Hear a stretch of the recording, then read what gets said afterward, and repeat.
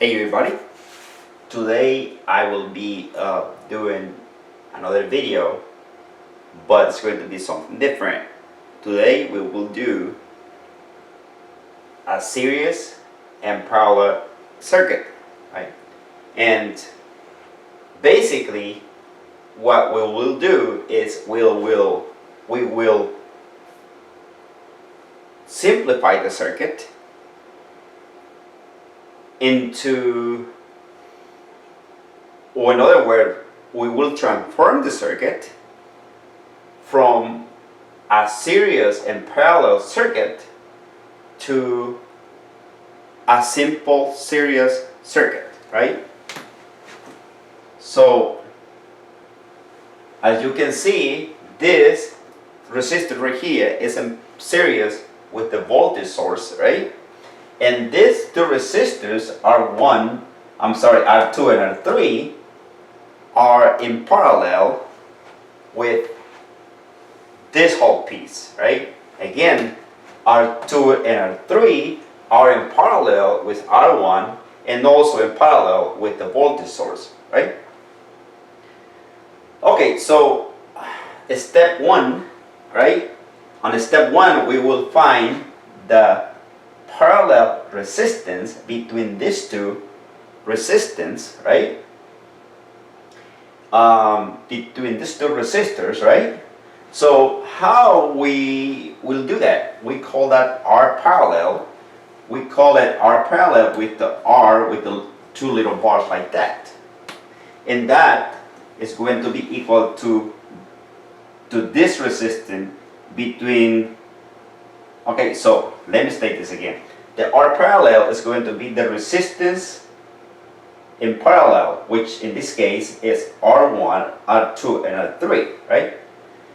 So we will, in this case, because we only have two resistors on it, we will use the formula that is called like this. R parallel is equal to R1 times R2 over R1 plus R2, right? So so in this case we have right here 1 kilo ohm and another 1 kilo ohm here, right? So basically we multiply these two, right? So we'll get 1 times 1 kilo ohms over 1 plus 1 kilo ohms, right? Which in this case we get 1 over 2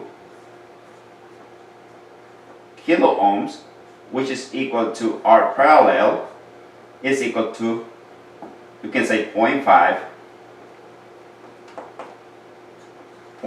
kilo ohms. Alright? So R parallel is equal to 0.5 kilo ohms now, right? Okay, so now that we have R parallel, we can redraw the circuit, right? We can redraw the circuit into a simple series circuit, right? So we do, right, 10 volts, and we can actually do R1 here, right? That's 3.3 kilo ohms, right? And here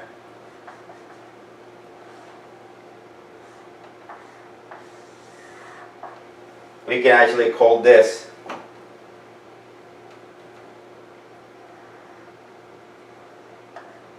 R parallel, right? Which in this case here is 0.5 kilo ohms, right? Now that I have this simple circuit, I can actually find R total, right? We call it R total because it's going to be the combination of the two resistors in parallel plus the resistor in series. So in this case will be R total, right? We can call it R total equal, right? R total equal to R1, right? Plus R parallel, right? So in this case, R total is equal to 3.3 kilo ohm plus 0.5 kilo ohms, which is going to be our total is equal to 3.8 kilo ohms, right? So 3.8 kilo ohms is going to be the total resistance on the circuit.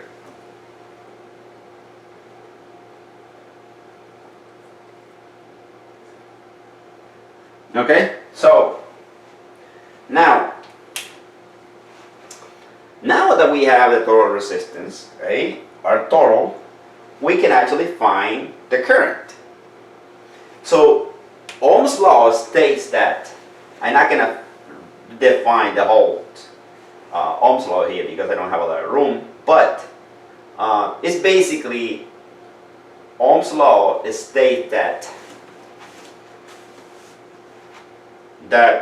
we need three things for actually, a circuit or a complete loop to be able to work. I will say, we need resistance, we need current, and we need voltage, right? So we need all the three things. So voltage is equal to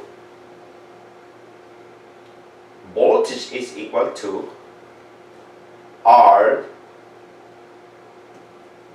actually it's written like this, I times R, right? So voltage is equal to I times R, right? So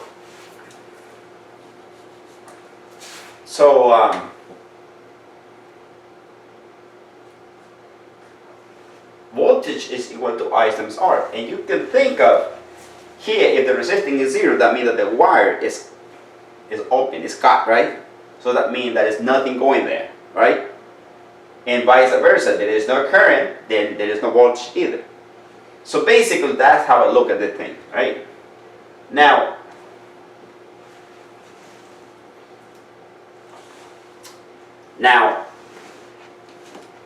if I want to solve for current here, right? I divide by R. I divide by R on both sides, right? And then I is equal to B divided by R, right?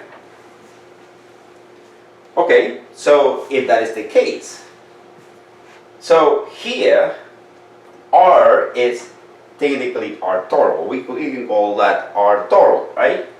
So I, in this case, we can find the current, right? We can find the current in the circuit, right? Because we found the total resistance, we can find the current now, right? So we can say 10 volt divided by 3.8 kilo ohms, right? So if I do that,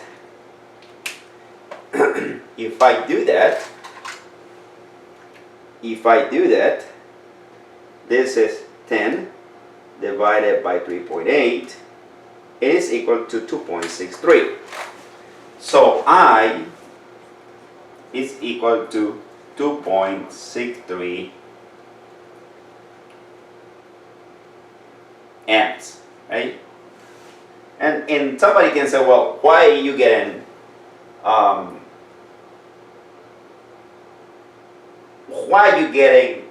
I'm sorry, wrong unit. It's milliamps, right? Milliamps. And somebody can say, why you get milliamps, right? Well, the reason being is because because I am dividing this by kilo ohms, right?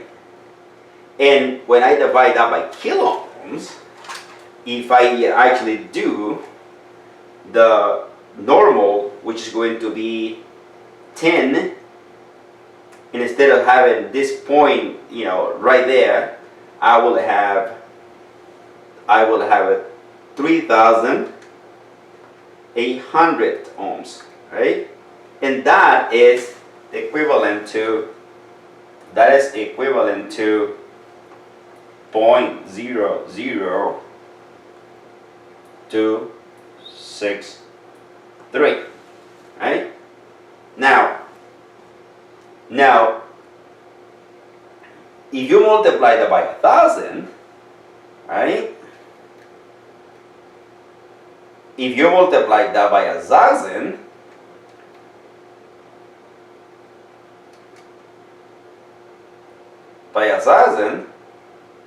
then that means that you move these places to the right 1, 2, and 3, right? So you end up with 2.63. That's how you get milliamps, right? You divide them by kilovolt, by a kilo unit, you get that type of unit. You get millis, right? Now, in this case, it's milliamps, right? Okay, so now that I have this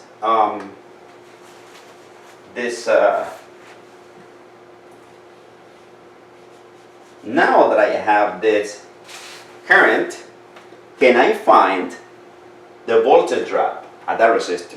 Yes, I can, right? Because I know the current now, right? So here, again, we use the formula V is equal to I times R, right? And that, we can say that V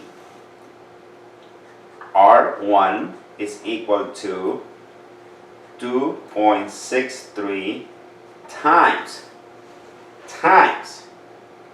right? Now I will get in volt, and the question is why I will get in volt again. I'm not going to have a millivolt here. I will have a volt unit, and the reason why is because this here, remember I had a 0.00263. Okay, so that is the same thing as saying 10 to the minus 3, right? So here, that is the same thing as saying 2.63 times 10 to the minus 3, right? Right? Now, I multiply that by what? I multiply that by 3 times, 3.3 times 10 to the positive 3, see? And then when you do this, these cancel each other out. This exponent cancel each other out. So technically these tens don't matter here. They don't matter because I am multiplying just a normal number again. And I will get volts. So V R1 PR1 is going to be equal, BR1 is going to be equal to 2.63 times 3.3 is going to be equal to 8.7 volt. 8.7 volts, right? Now we can actually find the voltage across these resistors here. Because why? Because we actually can say that the difference we can say that the difference between this voltage and this voltage will be the voltage in this resistor, right? So in this case, we'll say that VR2 is equal to Vs. We can call that Vs, right? V source minus VR1, which is the voltage across this resistor. In that case, VR2 is equal to 10 volt minus 8.7, which is VR2 is equal to 1.3 volts, right? VR2 is equal to 1.3 volts. Now we know that VR2 is the same as VR3. So VR3 is also the same as VR2. So therefore VR3 is also 1.3 volts, right? So the voltage going across this is the same, right? Because they are in parallel. So, when you have the voltage in series, when you have a circuit in series, the voltage is different. When you have a circuit in parallel, the voltage is the same. So we will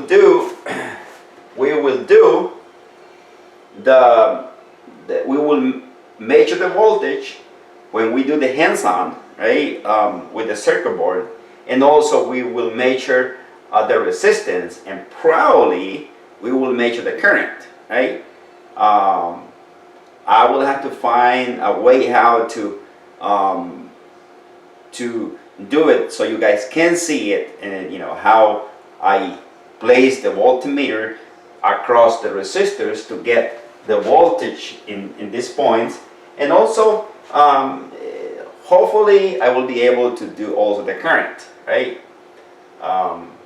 So that's it for this video. Thank you for watching.